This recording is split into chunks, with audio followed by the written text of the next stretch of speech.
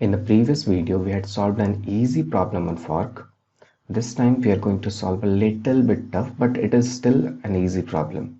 So these are just basic problems which are using the basic properties of fork. So to understand it, see, the system called fork will be executing, it will create a child process and a parent process. And in both of them, we will have this line PID equals fork. So we need to understand it, what the fork does in the child process, what it does in the parent process. For that, let's move to our editor and run this program.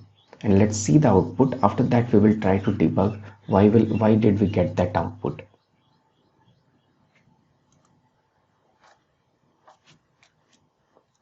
Okay, so this is what it says. It says that fork returned 8, and here it says that fork returned 0. Okay, so somewhere in the child or the parent process, fork is returning 0. So that we need to understand why it is happening. So see, I'm going to use program and process interchangeably, but those cannot be interchanged. Process is just a running instance of a program. So but I'm for this example I'm going to use them interchangeably. See, let's assume that it is the parent process. In this we have this line PID equals fork. Okay, so when this fork, the system called fork, is executed, it will create a completely brand new process which will have their own set of variables which are completely independent from the parent, and that will be the child process. In that also we would have this line PID equals fork. But is this fork statement executed in the child? No, because if it were to execute, we will get one more child, and in that also we will be getting one more child. So it will be like a infinite set of process. That doesn't happen. In the parent, the fork is executed, one single fork is executed. In the child, this statement won't get executed, and the next line would be running. So the next printf would be running. So if it is not executed, then the value of the fork in the child will be 0. And for the parent process, the value of fork will be the process ID of child. Let's say that the process ID of child is 8. So here we will be having a value of 8. This fork will return the process ID of child. Okay, then it will print 8, and in the child it will be printing 0. So this thing we have understood. Now there is an if statement.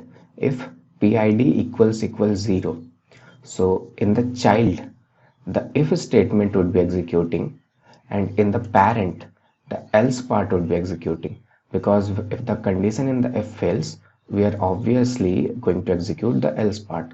So in this else part would be for parent, this if part would be for child. Okay, so now we know the basics. Now we can move forward and see the options, and let's try it out.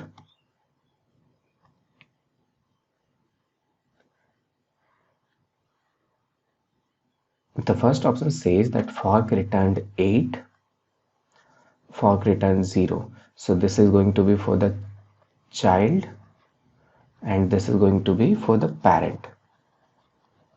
Okay, this looks good. And hello from parent has some PID. The parent's PID doesn't matter at all. Hello from child, PID is 8. Yeah, this can be the option because child's PID is 8, and when we are printing the value of fork, it says 8. So it may be one option. Let's see some of the other options as well. So for the second option, B, we have this says fork return 72. Do we have 72 for the child? No. So this can't be the option. Fork return -12. Obviously this can't be the option because the process ID is always going to be greater than equal to 0. So even this is not correct. And the final one. It says fork return 0, fork return 0. No, this can't happen. Why? Because in the parent, that fork will return the process ID of child, and that is going to be greater than equal to 0, and this is the child's process ID, which is 8.